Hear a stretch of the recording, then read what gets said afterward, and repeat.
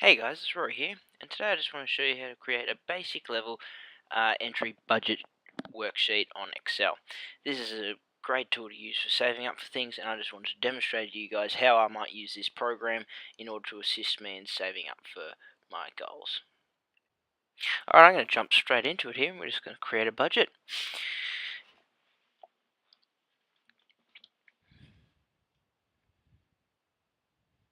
So for this example, I'm going to do a laptop, and we're going to guess that it's going to cost around $2,500. Okay. Right, so the first thing we need to look at is our incomes. Where are we making our money? Well, work, perhaps YouTube, perhaps something else. So I'm just going to put EG. We don't use EG, it's just for example. And then we're going to have a total column. Now, the next important thing is expenses. So what are we spending our money on every day, every week, every month, whatever it is? So for me, food, phone, fuel, so I'm just going to put other. We're going to do a total column again. Okay. And now we're going to do our savings and balance. Right. So these are two very, very important parts of this entire thing. I do suggest doing a savings plan. I save 20% of my total income. This can be to put towards bigger goals, so you're not putting all your eggs in the same basket, if you will. So I'm just going to change the layout here to make it a little bit more aesthetically pleasing anyway. Okay, so the put away is what my 20% of my income is. Now I'm going to show you a little trick here that I use a lot. It's merge and center cells, and this is just to create a title that covers all your subheadings. I think it looks a lot neater, and yeah, it just helps display the budget. Right. Another cool thing you can do here is use the drop down arrow, as you're about to see here. See this?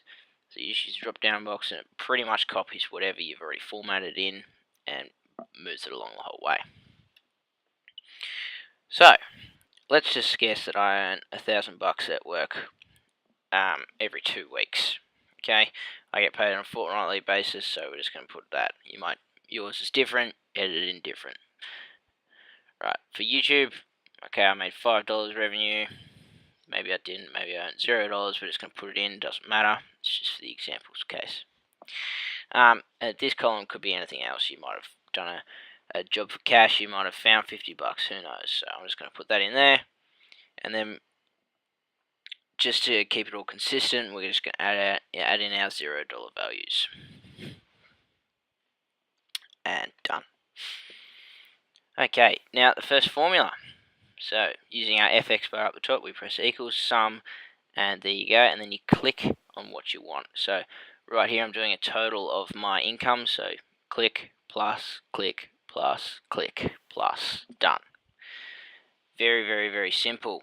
Using your drop down arrow again, you do it, and it does it exact same as the week ones did, and it lines up the weeks. Very simple, very easy to use. Next, we're going to repeat pretty much the same process for the food. We're going to look at how much you might spend $20 on food a week. You might spend $200. I don't know. Just throw in the value you do and move on. And so I spend $30 on my phone every month, or roughly every month. And then let's just say this week I bought some clothes. I spent $200 on clothes, and then I didn't buy anything else, whatever. So just enter in your values and move on. Basically, we're going to do the exact same thing we just did here again. Alright, so equal sign sum. Okay, and then we select the ones that we want to be plussing together. So that is F6, G6, and H6. And enter. You're done. And now we can use our drop down again in a minute. We might actually just change this first though, to make it a little bit more clean. And we have our savings here, so we're going to do that as cash balance. So using our drop down arrow again, look at that, easy. You could do this for 48 weeks if you want. You could do this for 300 weeks if you want. It doesn't matter. It works the same. Right, so this is our multiplication value, what we're putting away. So this is very, very easy again. So sum, okay, we've got our total income, and then we use our little asterisk symbol.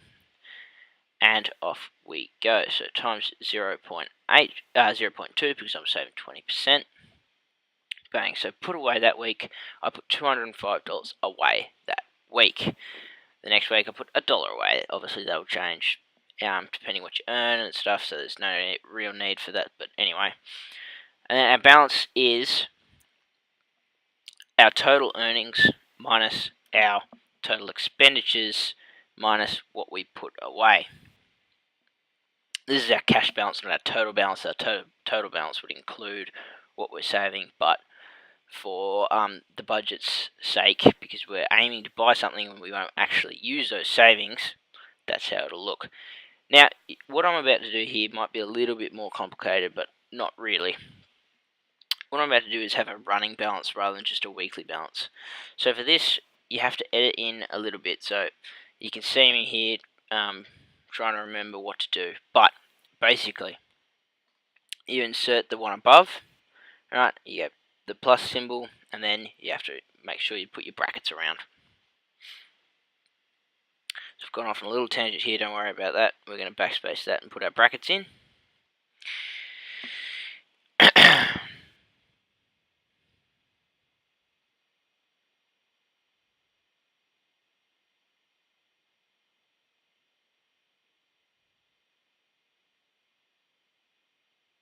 Cool.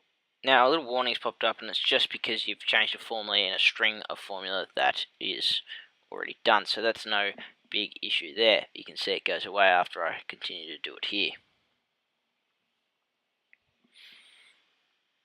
Okay, so now you'll slowly start to see here that the values are starting to add up. So we only earned, what, $5–10 that week, so it's only gone up by $5, but it's gone down again because we spent $45.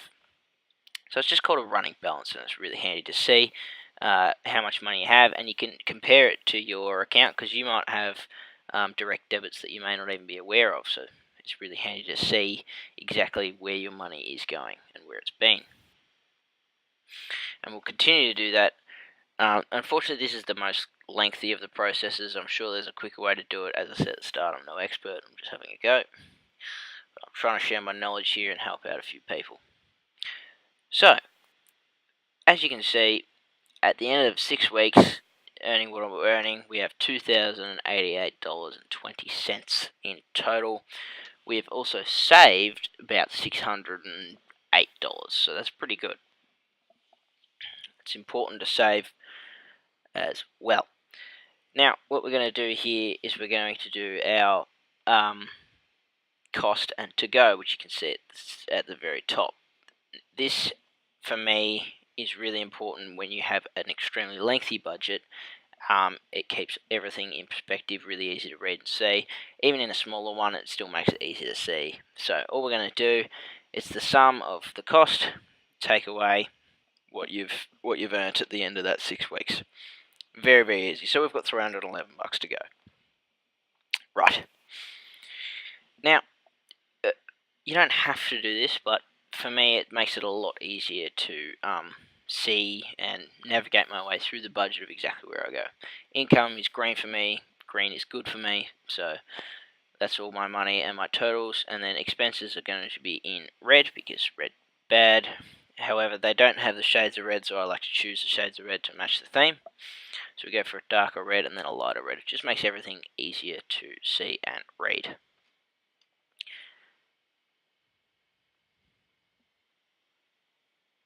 Okay, great. Savings can be whatever colour, doesn't matter. I'm just going to choose blue because it's there and it's easy.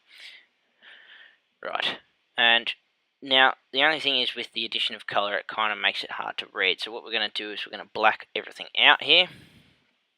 Okay, and we're going to black the rest out on the border as well. And then all we're going to do is make everything white. Easy done.